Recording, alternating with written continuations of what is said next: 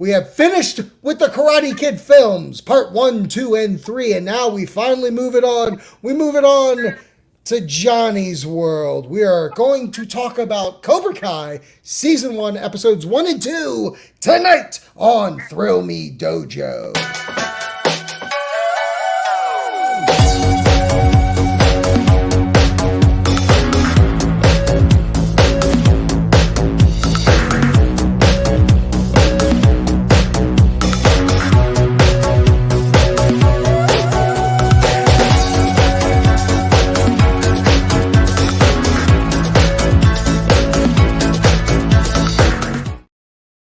Are back at the dojo. Thrill Me Dojo. I am your sensei, Zach Hilton, and guest sensei for tonight's extravaganza is the one, the only, Jason. Yes, sensei.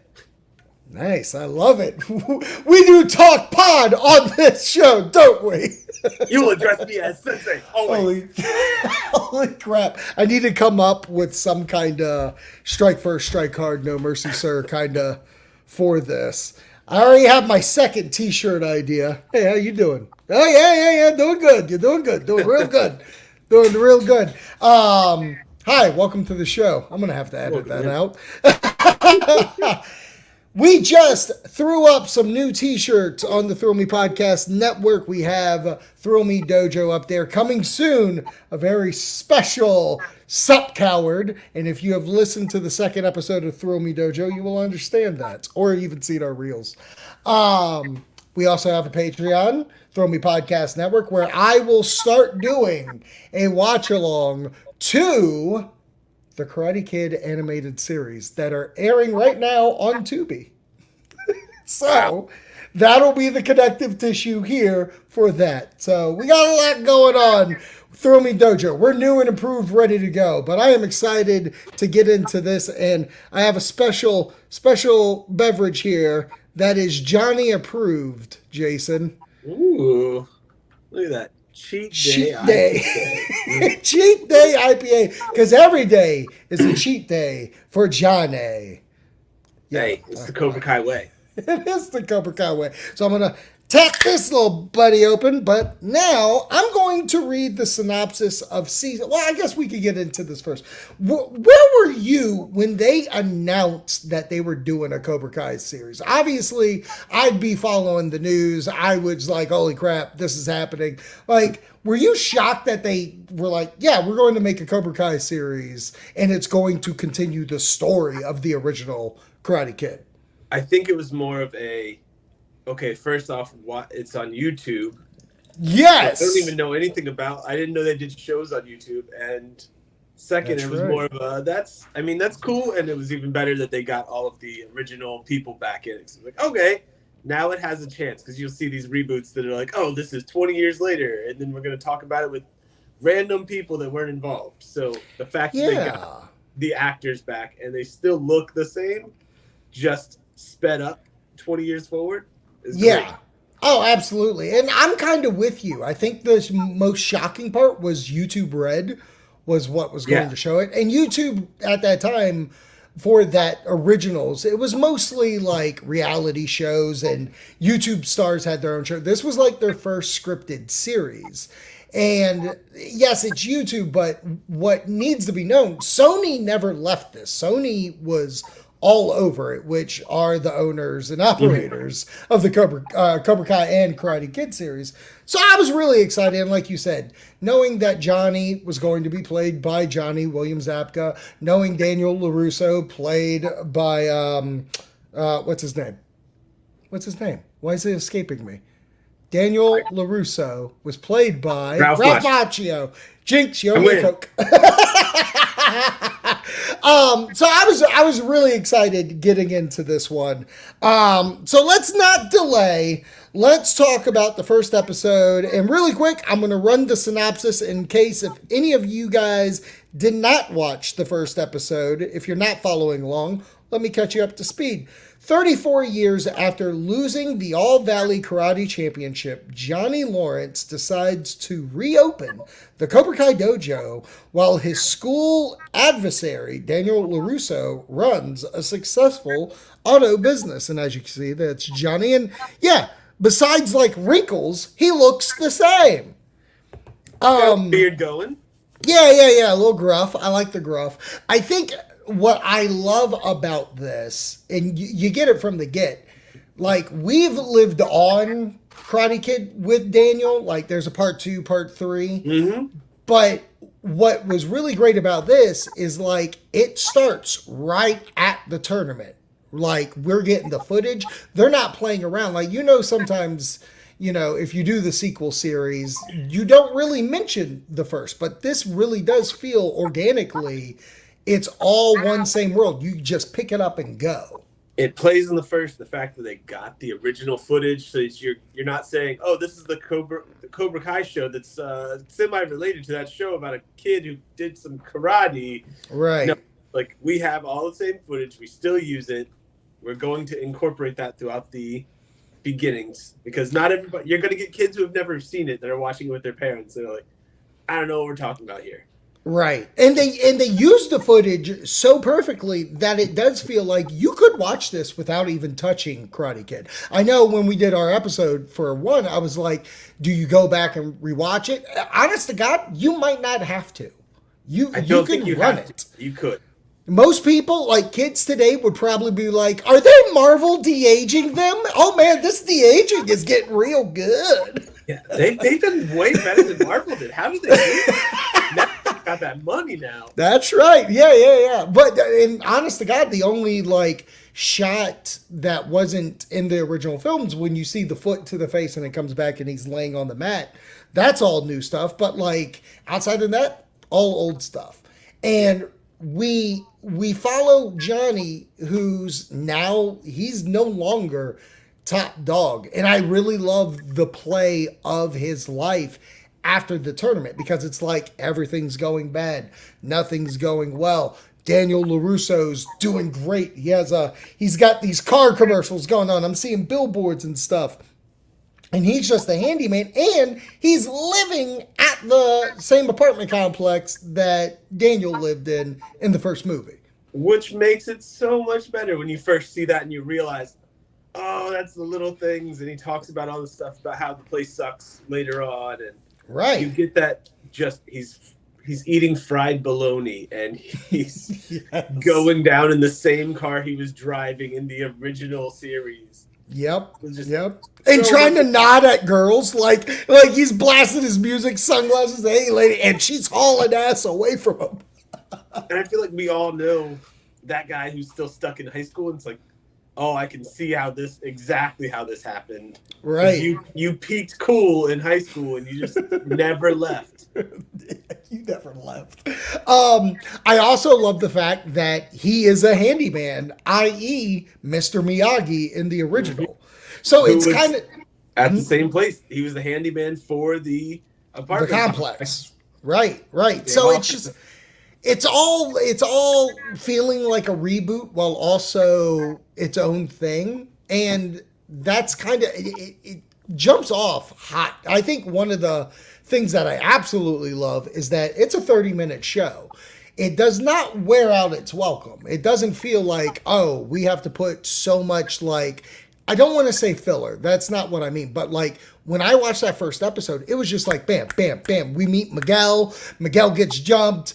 Miguel's, now he's like, yeah, I'm going to do something with my life. And we'll get into it. But like, let's talk Miguel. Miguel, I think, and I have no problem saying this just even from the first episode, I feel more sympathetic to him than Daniel. Oh, by far. Because he does kind of play that like nerdy role. He doesn't come off whiny.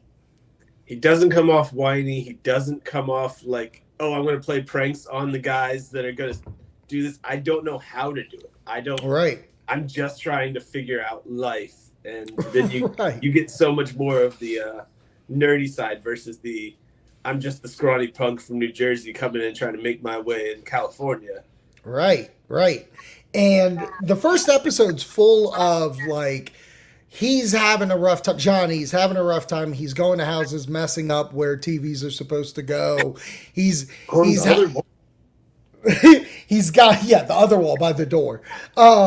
He's taking rats out of like gutters and stuff. I mean, real nasty shit.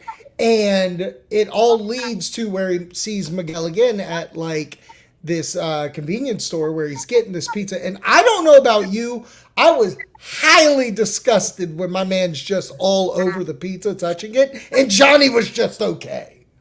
I don't think he was okay, but he also knew he needed that pizza because he didn't have a job. He got fired. He didn't have a job. The guy was wearing Band-Aids, touching his pizza. It was disgusting. Top tier disgusting. He was just like, I only have $2 right now. Give me the pizza. Just give me my pizza. I don't care. 100%. And then this goes back to like where Daniel would prank the bad guys. When Johnny gets his pizza and he sits outside and the teenagers roll up, and they're in their Escalade and they're being D-bags. They're vaping in Johnny's face. I'm like, Jesus. When they go in to try to buy beer, and when Miguel comes out, he's like, I didn't know you were trying to buy beer. I'm sorry. Like, he accidentally sold them out on their age. And I love that. Because it wasn't being Daniel dickish. It was just being like, hey, guys. Yeah, I'm a freshman or sophomore in high school, and I see the cool senior. Oh, hey. How you guys doing? I haven't seen you since science class yesterday. Right. So they take Miguel, they start picking on him, and Johnny's watching. He isn't going to do anything until they throw him onto his car. And that's when he has to get it because he didn't want no part of this. And then he absolutely annihilates every single one of them. Not in the Mr. Miyagi way where it's like, I'm defending myself and like throwing you down and taking you out. I am literally trying to kick your fucking head in. This was the, I haven't been able to punch somebody in a few months. You're going to get it because I haven't been able to put it out on anybody else. I loved it. You hurt my car. Now you're going to get it. That's right. Everything's been taken away from me. This fucking car ain't going nowhere. So he gets drunk and he's remembering like the old days, like Allie and him being a champion and stuff like that. He goes to the All Valley hideout, check that out. And department. Yeah, and then a car comes in, wrecks the back of his car, and he's like, hey, where are you going? And the girls in the car, they're freaking out, and they just drive off. Which then he gets his car towed, and he gets his car towed to this man's auto shop, Daniel LaRusso. And the next day when he goes to go get it or check on it, do whatever he's doing, he's trying to hide. He doesn't want to deal with Daniel. He doesn't want to have this conversation. He hates this. But Daniel finds him. And what is your thoughts on this? Like, was Daniel off? Like, I love that he wanted to help him out and try to, I think try to be sincere. But the way that he was like, yeah, I kicked his face. I did this. I did that. And Johnny brings up, and he was like, yeah, with an illegal kick. Like, all of that conversation was everything because it really did separate the two sides. The one-on-one before the other guys got there, it was hurt. Like, he was trying to be nice. Hey, how you doing? This is going on. Let me help you out. Like, I can help you out here. I see you're on rough times. He's not even saying that. He's just like reading the conversation, reading the guy's body language. Like, here, let me do this for you. And then the other guys get there, and that's when he's like, oh, now I got to show off and be the asshole. Right. And they just go right back to high school as soon as other people are involved. One-on-one, they didn't seem like they were in high school again. Right. Yeah, it seemed like he just didn't want to have the conversation, and Daniel seemed like, hey, we're adults now. Let me try to help you out here. Right. Because the weird thing is that at the end of the first movie, like, Johnny is like, you're all right, LaRusso, blah, blah. And then fucking Kreese, like, tries to put him in a sleeper hole and kill him. Like, Johnny, from that moment on, it was just bad luck, bad luck, bad luck. So I do think they could have had a friendship if Daniel was even around. I never even thought about, like, how he never was around Johnny after that moment. Yeah. But all this was coming in. Then on top of this, we learned that Johnny had a stepdad, and this is why he was rich. And his mom passed away, and he tried to buy him off, being like, look, I don't want anything to do with you. So here's this check, which I think it was Ed Asner. It was Ed Asner, yeah. And I'm like, good for Ed Asner, like near his deathbed, was like, I got one more role, and it's going to be Cobra Kai. It gives you so much more insight into that, because he's not only his stepdad, but then he's talking about, yeah, your mom was a hot piece of ass. That's all she was. And you see, okay, this probably explains more of how he treats women and why he's such an asshole to people, because he was dealing with this at home. And he had so much more of the, like, I hate you, Dad feelings that you see, like, okay, this makes so much more sense for what's going on beneath the Johnny character. What led Johnny to go to John Kreese? Like, why he needed a father figure, because this guy was obviously not that. So he didn't want to initially take his money, but then after all this S goes down, he's like, you know, Miguel's come to him being like, hey, can you teach me karate? He's like, I don't want any part of this. But after the Daniel interaction, the stepdad interaction, he's like, never mind, I'm opening up this dojo. So we end the series of it, or the end of the episode, he's opening the dojo. It's back. Cobra Kai's back in a bad way, baby. We're doing it. And do you think it was Daniel giving him the bonsai and saying, oh, thank God Cobra Kai's not around anymore. That place ruined everybody. Yeah.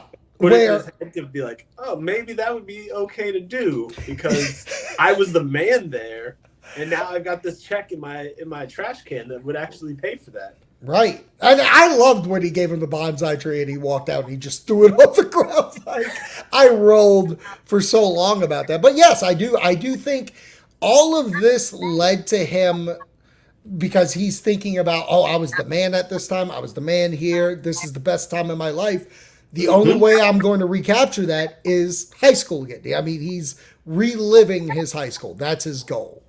And what's kind of funny, because spoilers for me, who's watched this series from the get, it's wild how much the show does translate from majority kid heavy storylines, but the beginning of this starts with Daniel and Johnny. And then I do like where everything eventually goes, and everybody does get their time on screen. But this was centric to Johnny, this first episode. And they set it up just enough to where Daniel's daughter was in the back seat of the car. That he sees her the next day when he's picking up his car. Doesn't rat her out or anything. Doesn't confront her. Just like, all right, whatever. She's just another reason I don't want to be here. Right. And that what's kind of funny is you could tell it's that when he was a kid, he could have gotten away with anything because he was, as the episode's title, a degenerate. But he's looking at her like, oh, you're just rich thinking you can get away with everything. Yep. And now the roles are truly reversed. It's wild how well this is symbolism at its finest. I love the episode. I think it's really good, and a great start to this series. It's great. It puts you back there, and it gets you back into the, okay, this is where they are now. Gets you a good symbol of like, okay, we're following Johnny now. We've never had Johnny's perspective. Right. And now we get to understand a little bit more about that character, that you can go back to the originals. And like I said, you see more of, okay, this is why he is the way he is. Right. 100%. 100%. All right. So let's move on to episode 2, Strike First. And the plot that we have here, Daniel is dismayed to find a new Cobra Kai dojo has been opened up. Johnny learns his dojo has to pass several safety requirements before he can actually start teaching.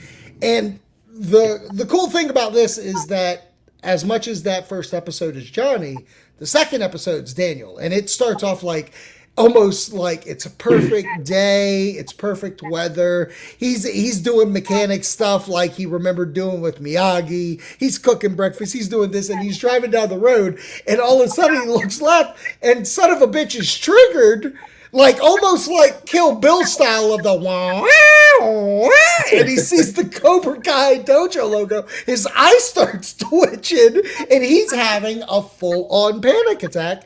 And he has to go in to find out for himself. So he goes in there talking to Johnny, and I love that we have like a face-off, like the first face-off of the show, and they tease it so well because he's like, go ahead, I'm right here, you don't have to leave. Johnny's like, yeah, let's do this, because Johnny truly believes he could beat Daniel, and Daniel is still like of the Miyagi mind frame, I don't need to fight, but they're still, that's the dark part about Daniel. Like, Daniel's definitely a blend. Like, if we were in Star Wars, he's fucking Anakin. Okay, pal? He's trying to deal with both sides. Yeah, don't worry. Daniel's going to kill some kids in the show. Obviously. Daniel's going to take children. He's going to take out the younglings. Don't you worry none. But I love that they did have that little beef at the beginning, and you weren't sure if they were going to finally connect and have a fight this early on, but Daniel walks away. And at that moment as well is like Miguel wants to learn karate, and not like how Daniel did where, you know, he's washing cars, painting fences. He's just straight up doing it where he even says, hey, is there a special way you want me to do this? Nah, I don't give a shit. Just wash the windows. In fact, go on your hands and knees and clean the toilet. Yeah, go clean the toilet. Make sure you're on your hands and knees. Going back to the original, I just love the opening being almost the same, but the exact opposite of the first episode. So you see that he wakes up with a beautiful wife, and he's you can see that he's on the other side of the socioeconomic scale. Like, he's driving the Audi into work. He's doing everything. He's got a happy wife. He's got kids. He's just happy and driving along. And then he sees instead of the billboard for the Russos, he sees the Cobra Kai. It's the exact, like, they follow beat for beat almost. It's great. Right. It's perfect. Seriously, there's a reason why. I wonder if it still is, but one of the big things about the show itself, season 1, 100% on Rotten Tomatoes. Ooh. And yeah, I know that's a hard fucking task to do, but it kind of shows you with the writing. You could tell that the writers of this, I forget all 3 writers' names, but like, you can tell they have a love for this product and making good TV. The parallels that these guys are doing. And the thing about Daniel is like, which is sadder, Jason? The fact that like Johnny's clawing to get to that time that he was, or is the man who has everything really going to be that bothered if this dojo comes back? Like, he is severely triggered by Johnny and the Cobra Kais. I mean, it was a traumatizing moment in his life when he talks about I was once kicked off of a cliff. It was a hill, he made it a cliff. Yeah. Kids always exaggerate, brother. It gets worse as you get older. Like, that memory gets. It was a cliff. I was 50 feet. My bike was ruined.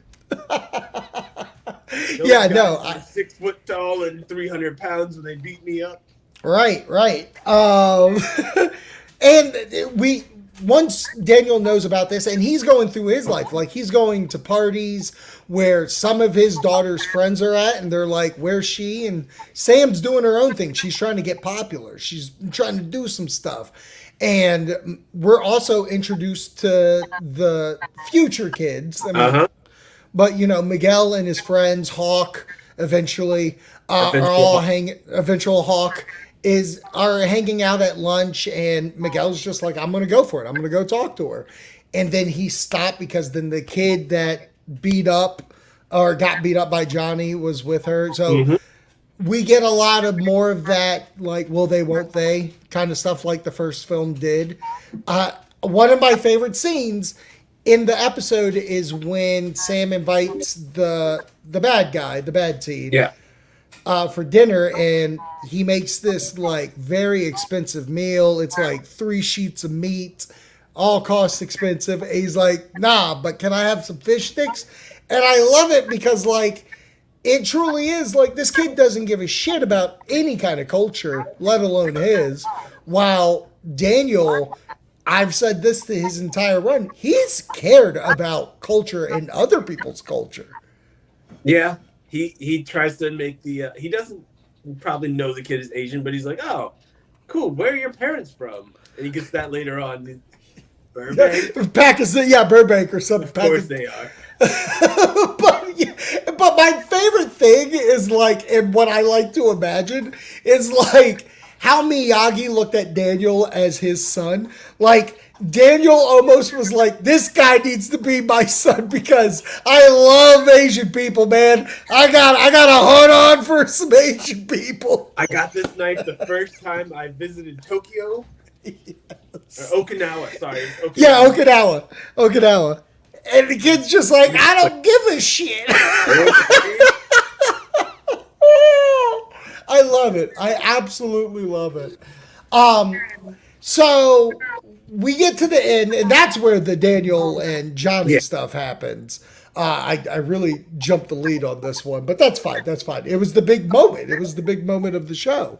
But all this episode for me, just like hands down, I'm excited to do this rewatch. I don't like to do a lot of rewatch shows. I know, like 10 Forward, I want to get into that, and I'm still planning on doing more of that. But there is something about this product, especially for season 1 of this.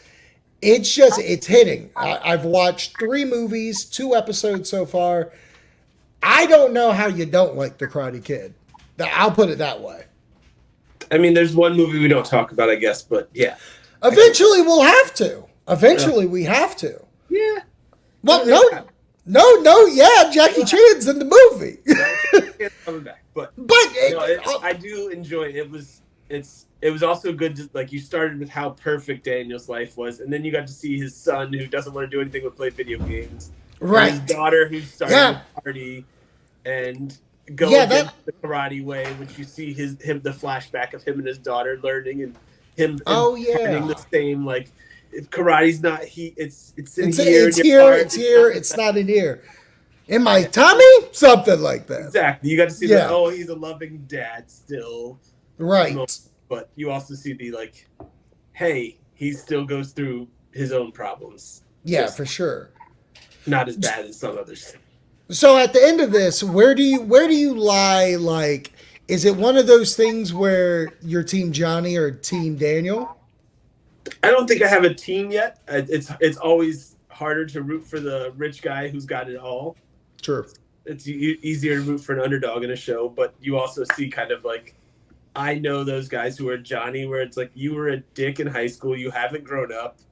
Just because you're on hard times now doesn't make it easier to like you. As long as you, like, if you've changed, yeah, we can do it. But, like, not much has changed yet. I think you'll get later on where the kids kind of change Johnny, and he starts hanging out with the misfits and realizing, oh, these are real people. So I feel like Johnny grows into that lovable underdog versus he's still kind of an asshole. Yeah, it's a funny one, but he's still there. So for sure, it's still hard to like him yet.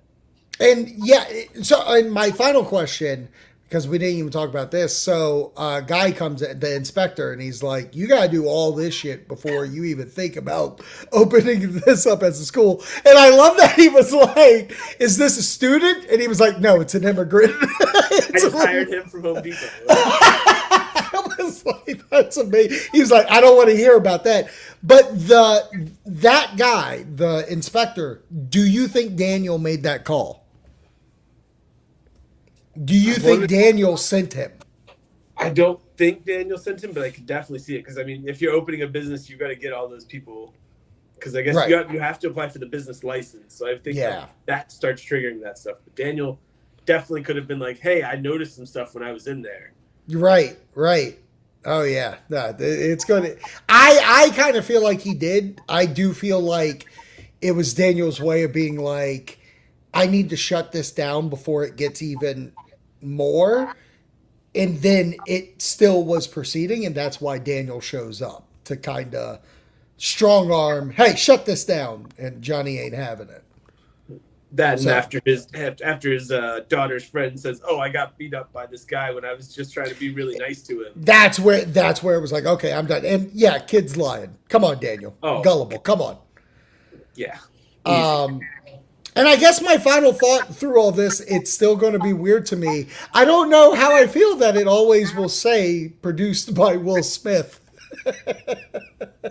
I didn't even notice that at the end, I guess. Yeah. Maybe I didn't watch far enough in, but that it's the opening credits when so next time when you watch the next episodes, pay attention to executive producer Will Smith, because when Will Smith got the rights to do the movie for his son, he's forever producer of this. So good for Will Smith. I guess you gotta get that money, baby. Hey, he's got to learn how to slap people in the face. He strikes first, strikes hard. That's no mercy, right. Sir. No mercy. No mercy. Oh my God, I love it. All right, so that's episode 1 and 2. Next week is 3 and 4. We're continuing the Cobra Kai series. I'm excited to get into this. For Sensei Me, thank you for coming. For Sensei Jason, thank you for coming. Thank you, Sensei. God, take it. All right, lesson's over. Good night.